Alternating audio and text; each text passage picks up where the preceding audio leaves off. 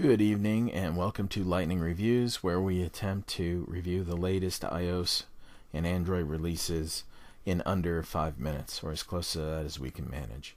Tonight's selection is Victory Point Games' Loot and Scoot.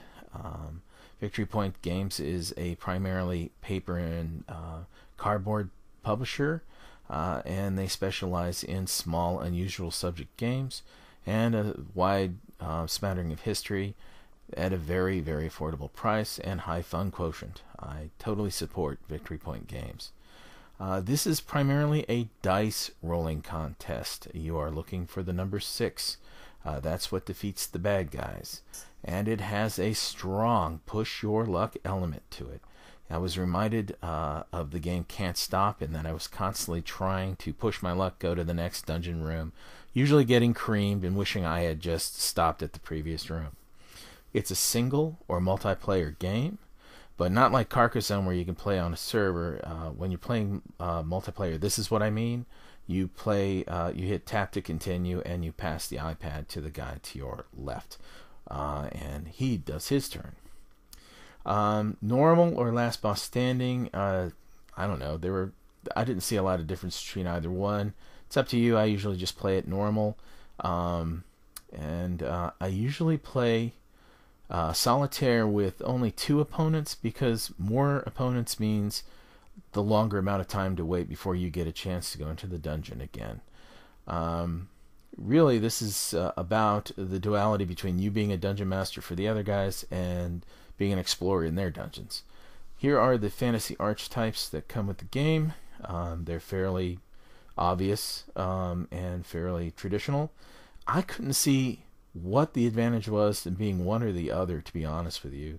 They all are just looking for rolling the number 6, so I couldn't figure it out. This is how you customize the game experience.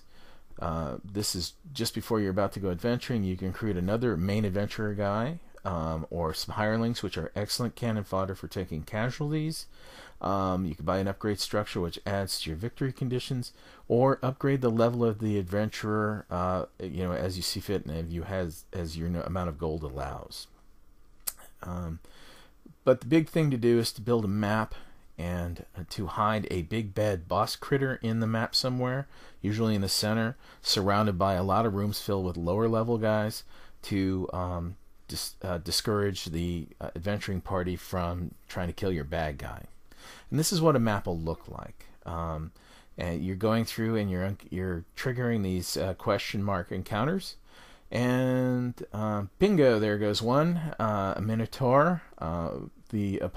The opponent player has triggered a fight situation, which looks kind of like this.